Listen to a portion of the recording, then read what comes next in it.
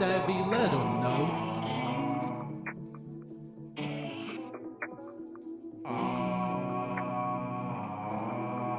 I'm so out of focus.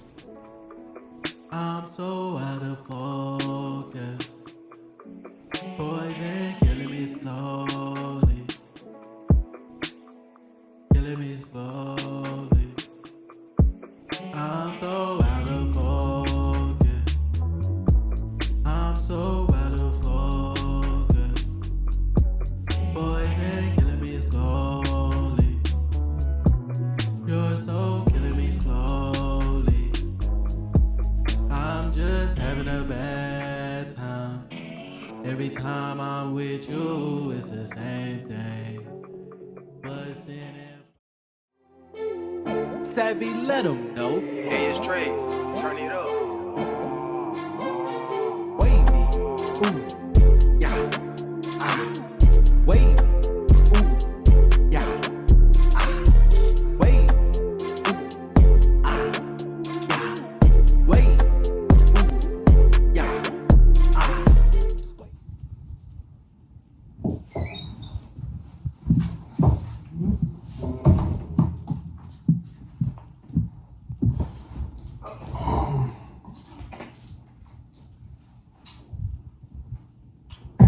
What's good, Savvy crew?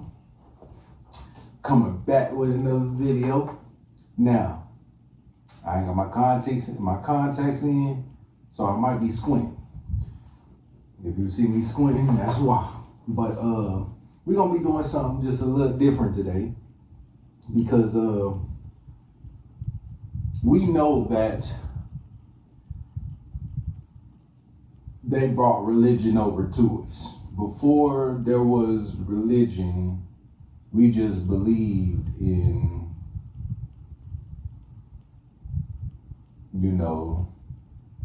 the everything around us. We seen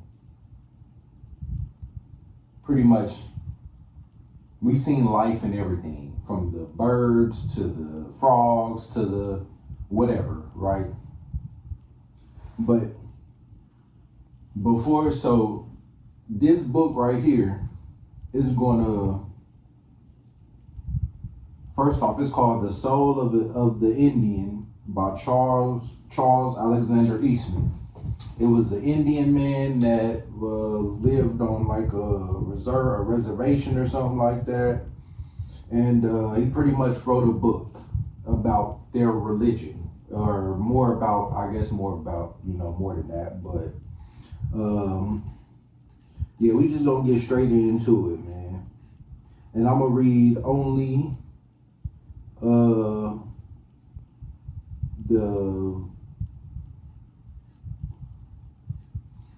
first little section of it, called The Great Mystery. Now, I read the whole thing already, but yeah, I read all of this, so I'm gonna just start from page 1.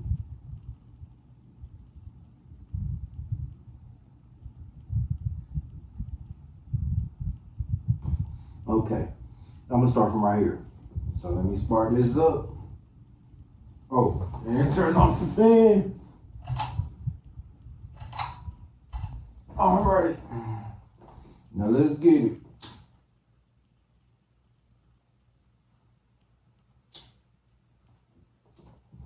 Cause it's not long, but it's gonna be a little read. So and I ain't got my contacts in, so bear with me. All right.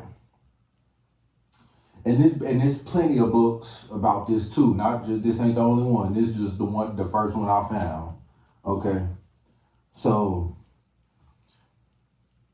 let me go into it. Let me jump into it, and then I'm gonna do a little talk at the end about what I think and how I interpret not how I interpret pretty much what it read, but I'm gonna talk about it a little bit. But let's get into it. The original attitude of the American Indian toward the eternal, the great mystery that surrounds and embraces us, was as simple as it was exalted.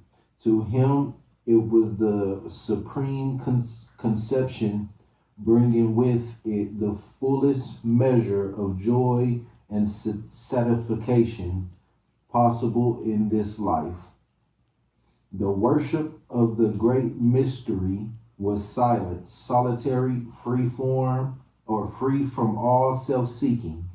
It was silent because all speech is of necessity, feeble and imperfect. Because all speech is of necessity, feeble and imperfect. Therefore, the souls of my ancestors ascend to God in wordless adoration. So,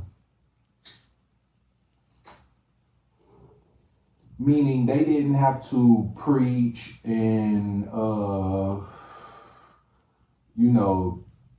pray out loud like they want us. Because when you got to realize they brought religion over to us, right? So that was their way for being able to enslave people, was with their religion, right? Christianity, Christianity, or the Yahwehism is what I think it first started off from, which then went to they got something called the Society of Jesus now too, or they have something called the Society of Jesus, but meaning, okay, so yeah, we just didn't have to pray out loud and do all that. The reason we started doing that was because of slavery. We had to pray out loud so they could know what we was praying for. Like, you know what I'm saying? It was like they didn't want us to hide nothing. So if we talked, we had to talk loud. There was no whispering and stuff like that, right? Okay. So it was solitary. It was solitary because they believed that he is nearer to us in solitude, and there was no priest authorized to come between a man and his marker. None might exhort or confess in any way meddle with the religious experience of another among us. Of another. Okay. So pretty much he's saying they pretty much do what I do, or what monks do, sit in silence, and pretty much God will come to them, pretty much. And they don't have to do all that other stuff, run around the church, get hollering, praising, whoop-de, screaming, all that. All they got to do is find somewhere of solitude, of peace, and just like I do, I'm telling you, I'll be in the house peaceful, quiet all day, and it'll just come to you. The awe moment, which is what he's going to get into in a second. But among us all men were created sons of God, and stood erect as conscious of their divinity. Our faith might not be formulated in creeds nor forced upon anyone who were unwilling to receive it. Okay, so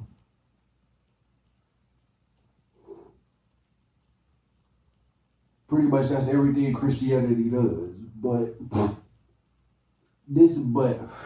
he gonna get into the end of why we because at the end he gonna get into why we feel Christianity so much, like why we understand it. Because in the aspect of things, it's pretty much the same but different, because they got us worshiping man instead of actual God, pretty much. Like putting our trust, like we got to go through Jesus just to get through God. So pretty much we worship Jesus anyway, which is a man, and you're not supposed to do that. You're not supposed to worship no man anyways. And that's pretty much what the Indians used to say. But it's gonna come all, watch. I'm gonna just read it all. I might not just talk, I'm gonna just read it all.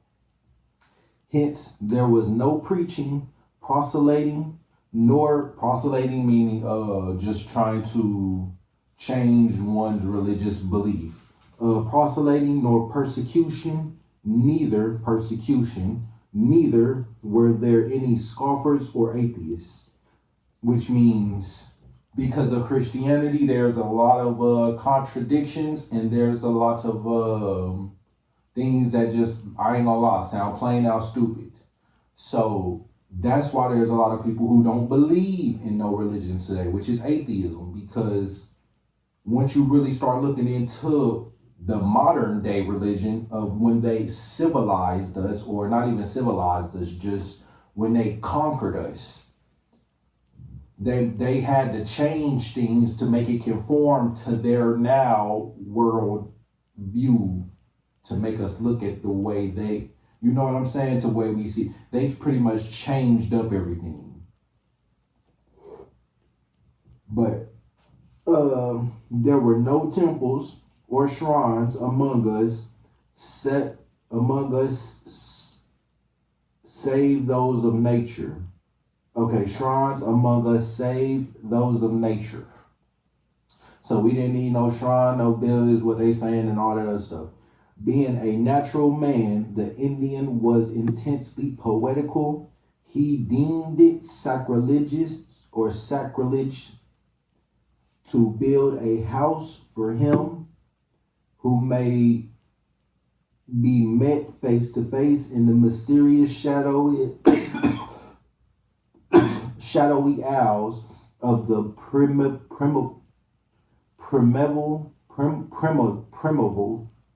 forest, or on the sunlit bosom of the virgin prairies, upon dizzy spires and pinnacles of naked rock, and yonder in the jeweled vault of the night sky, he who enrobes himself in filmy veils of cloud, there on the rim of the visible world, where our great grandfather sun kindles his evening campfire.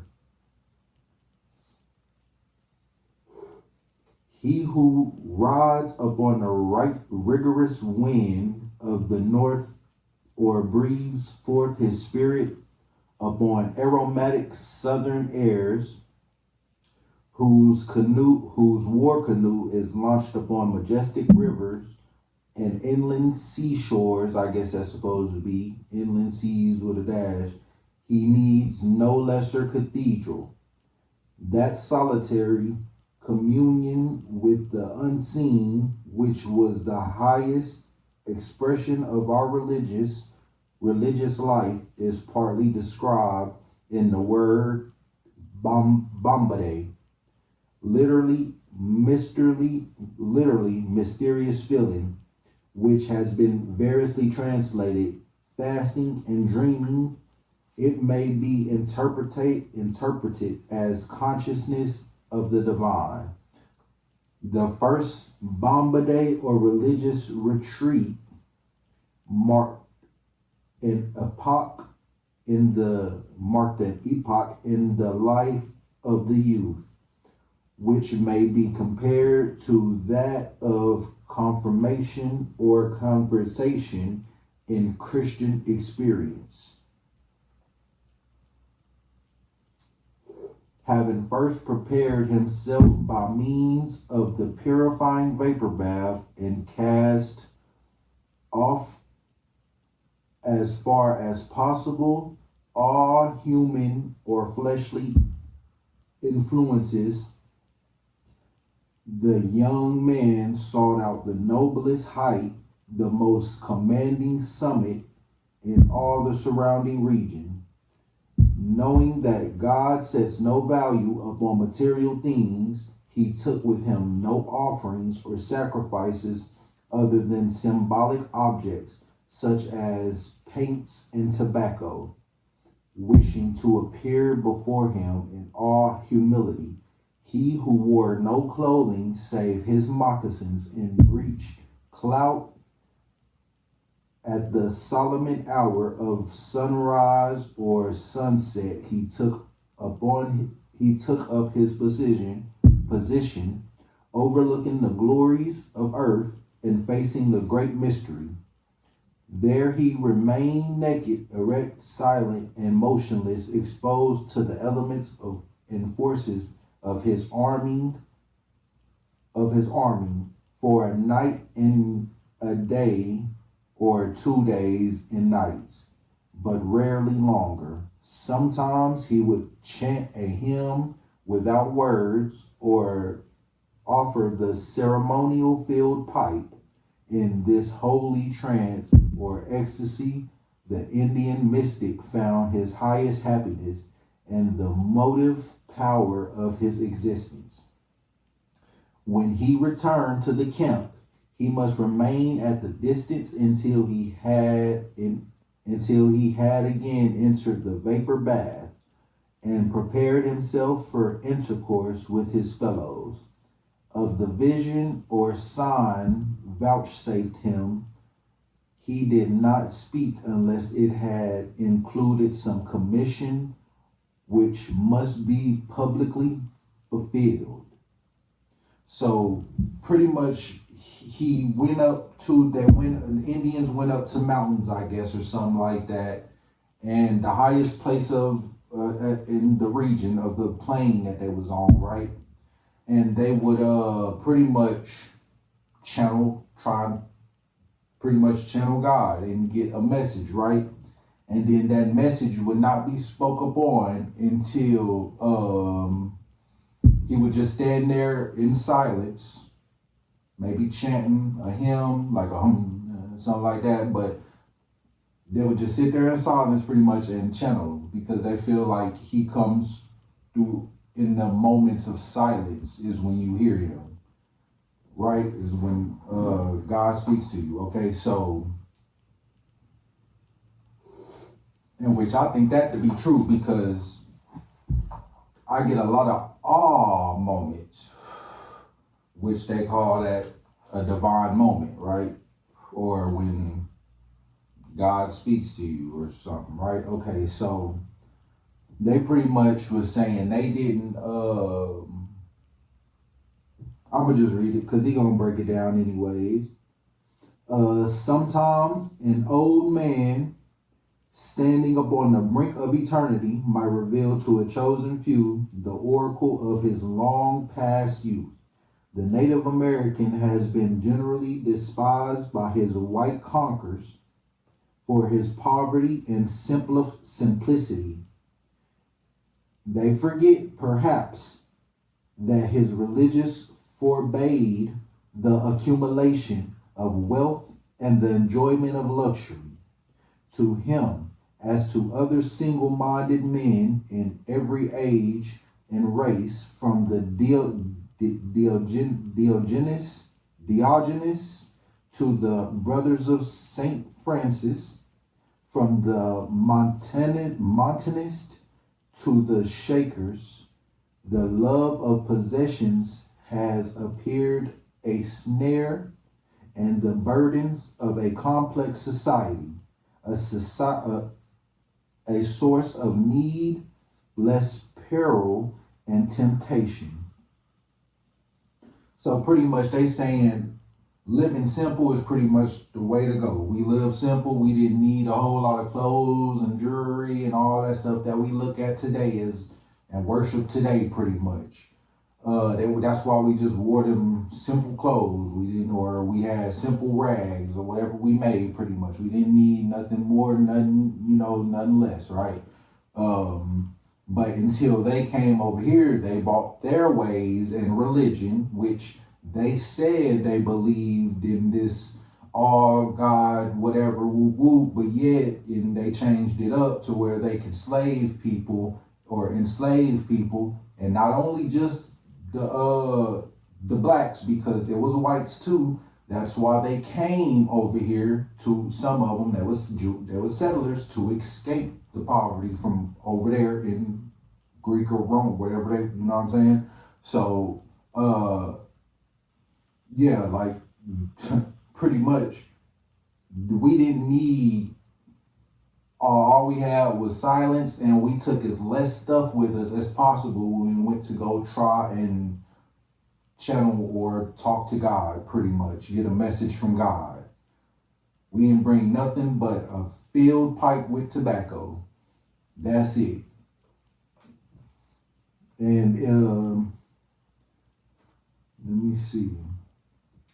Furthermore, it was the rule of his life to share the fruits of his skill and success with his less fortunate brothers. Thus he kept his spirit free from the clog of pride, cupidity, or envy, and carried out, as he believed, the divine decree, a matter profoundly important to him. It was not then wholly from the ignorance or improvidence that he failed to establish permanent towns and to develop a material civilization. To the untutored sage, the concentration of population was the prolific mother of all evils, moral no less than physical. He argued that food is good while surfeit kills, which means too much of something kills.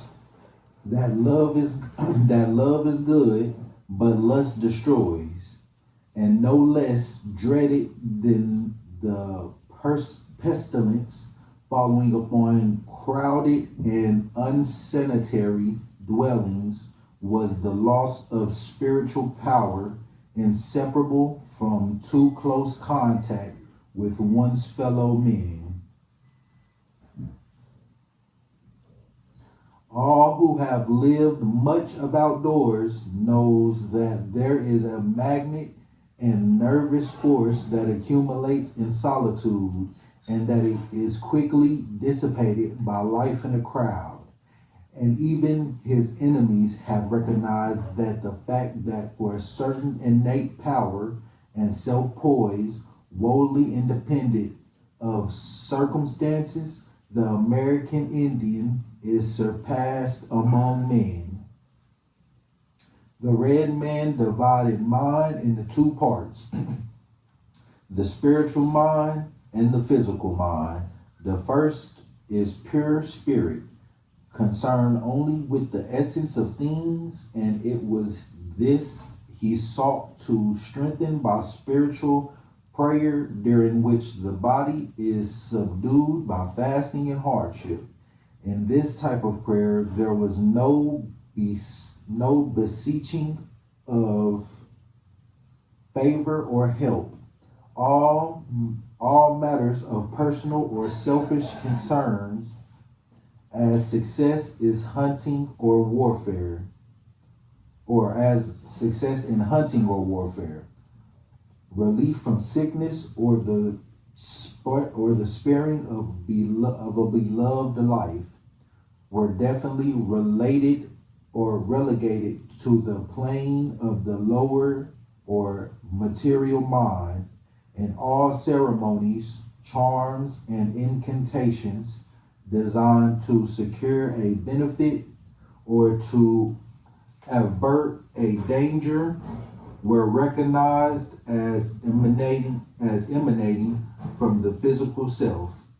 The rites of this physical worship, again, were wholly symbolic. And the Indian no more worshiped the sun than the Christian adores the cross. The sun and the earth, by an obvious parable, holding scarcely more poetic metaphor than of scientific truth, were in his view the parent of all organic life. From the sun as the universal father proceeds the quickening principle in nature. and in the patient of in the patient and fruitful womb of our mother, the earth are hidden embryos of plants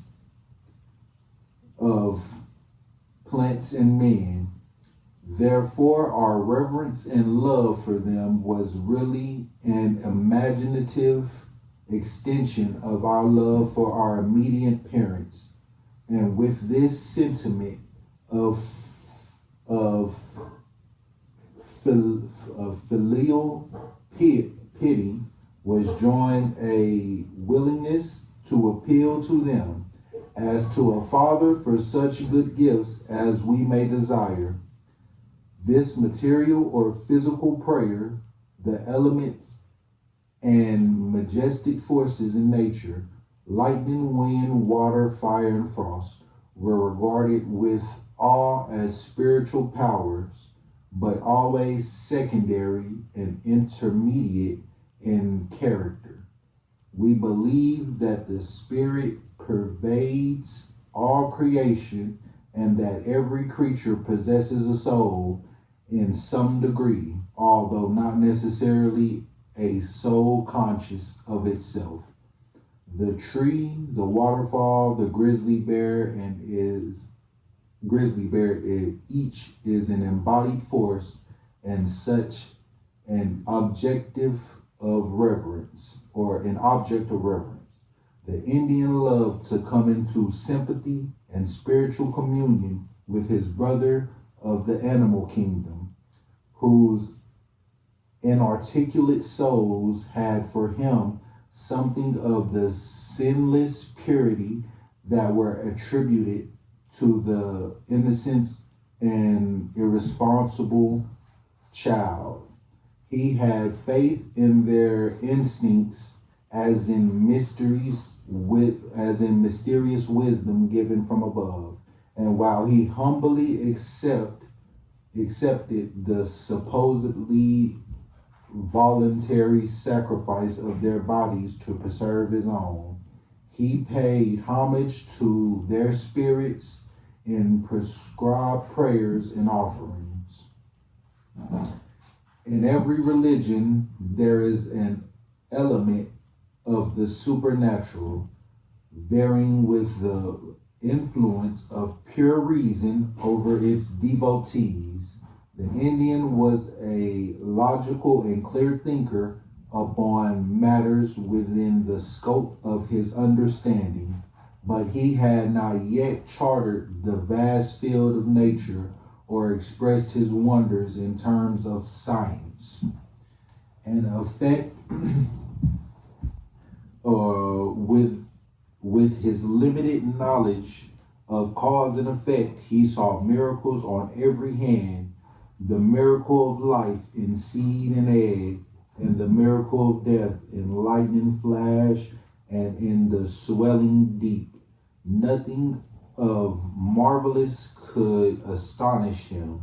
Nothing of the marvelous could astonish him, as that a beast should speak or the sun stand still. The virgin birth would appear scarcely more miraculous than in the birth of every child that comes into the world, or the miracle of the loaves and fish excite more wonder than the harvest that springs from a single ear of corn. Who may condemn his superstition? Surely not the devout Catholic or even Protestant missionary who teaches Bible miracles as literal fact. The logical man must neither deny all miracles or none.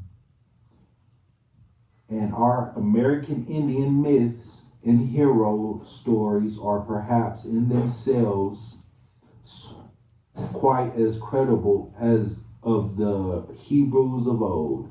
If we are of the modern type of mind that sees in natural law a majesty and grandeur far more impressive than any solitary infraction of it could possibly be. Let us not forget that after all, science has not explained everything. We have still to face the unlimited miracle, the origin and principle of life, the origin and principle of life. Here is the supreme mystery that is the essence of worship, without which there can be no religion. And in the presence of this mystery, our attitude cannot be very unlike that of the natural philosopher, who beholds with all the divine in all creation. It is simple truth that the Indian did not, so long as his native philosophy held sway over his mind, either envy or desire to imitate the splendid achievements of the white man. In his own thought, he rose superior to them.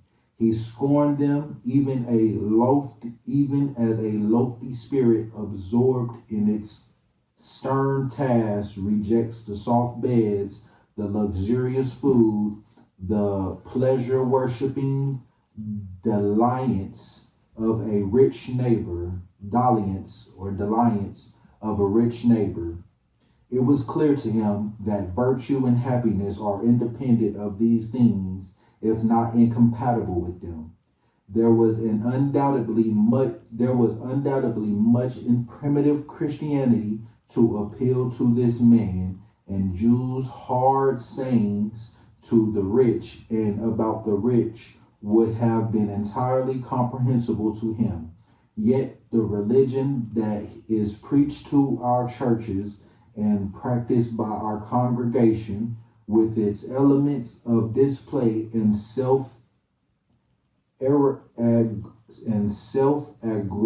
aggrandizement, I don't know what that is. Aggrandizement, its active proselytism, and its open contentment or contempt of all religions but its own, was for a long time extreme repellent. To his simple mind, the professionalism of the pulpit, the paid exhorter, the moneyed church was an unspiritual and unedifying thing.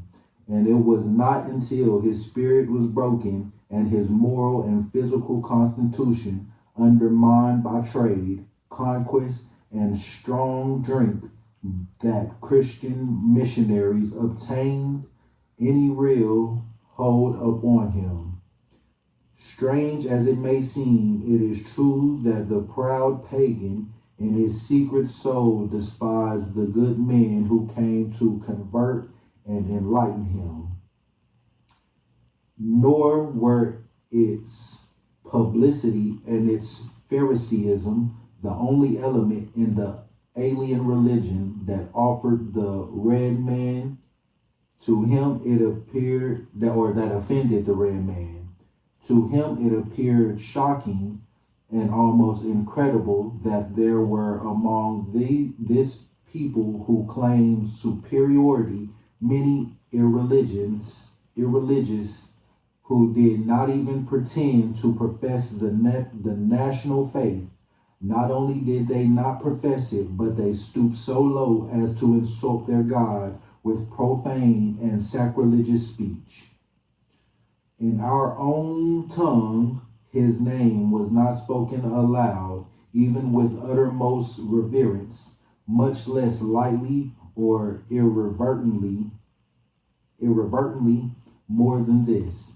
Even in those white men who profess religion, we found much inconsistency of conduct. They spoke much of spiritual things while seeking only the material. They bought and sold everything: time, labor, personal independence, and the love of women, the love of woman. And even in the ministrations of their holy faith, The lust for money, power, and conquest, so characteristic of the Anglo-Saxon race, did not escape moral condemnation at the hands of his untutored judge, nor did he fail to contrast this conspicuous trait of the dominant race with the spirit of the meek and lowly Jesus. He might in time come to recognize that the drunkards and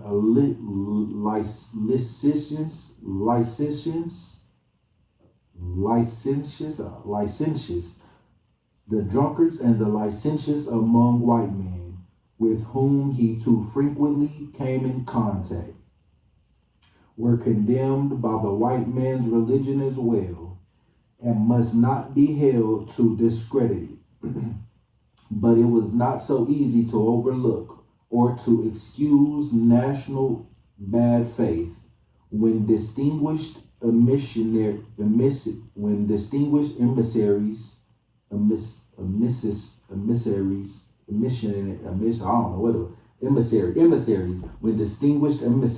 from the fathers at the Washington, some of the ministers, the gospel, and even bishops came to the Indian nations and pledged to them in solemn treaty the national honor with prayer and mention of their God. And when such treaties so made were promptly and shamelessly broken, it is strange that the actions should arouse not only anger but contempt. The historians of the white race admit that the Indian was never the first to repudiate his oath. Repudiate his oath. It is my personal belief, after 35 years experience of it, that there is no such thing as Christian civilization. I believe that Christianity and modern civilization are opposed and irreconcilable, and that the spirit of Christianity and of our ancient religion is essentially the same. So you pretty much see what that said. Before they even came over here, we had our own religion. We looked at, that's why we didn't kill off. That's why we had so much natural life here.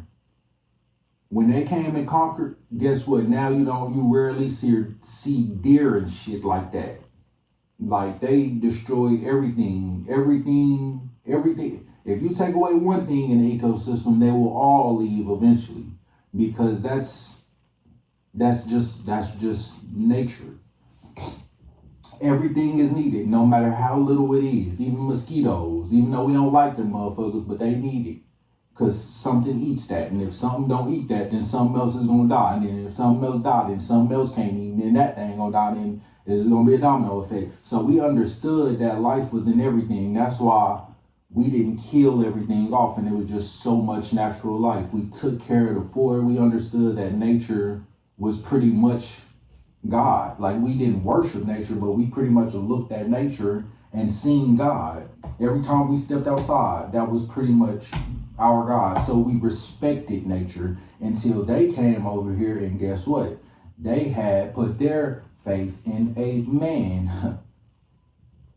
You got to go through who to get to who. So they pretty much worshiping a man, which you're not even supposed to do anyways in Christianity. And they didn't worship nothing. They lived a simple life for a reason, because they understood that with a big civilization will become nothing. There's nothing good pretty much of that. That's why there was scattered out tribes everywhere. It was still a nation, but it was scattered out people everywhere. You know what I'm saying? Because they understood that love was a good thing, but eventually love will become, or it's not even going to be love. It's just going to be some lust in there.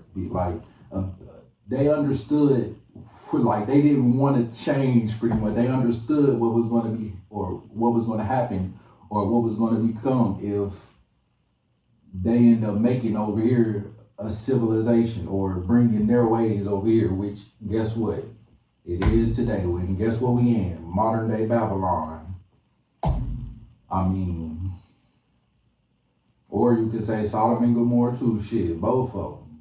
But I mean, that goes to show that, yeah, before, I just believe in I don't need no middleman. I don't have to go through a person they brought over here who was a white figure. I don't have to be saved by the white man. Let me just say that. Because that's pretty much what they were saying. You got to go through a white man to get to, you got to be saved. We go through a white man for everything. When we get power, we run to a lawyer who's what? White, to do our business. When we get power, we go to an accounting. Every time we get some type of power, we got to go to the white man to save us from the power, pretty much. And I think, shoot, that should change. Look at every rapper. There ain't none of them doing their own thing. And if they is, they still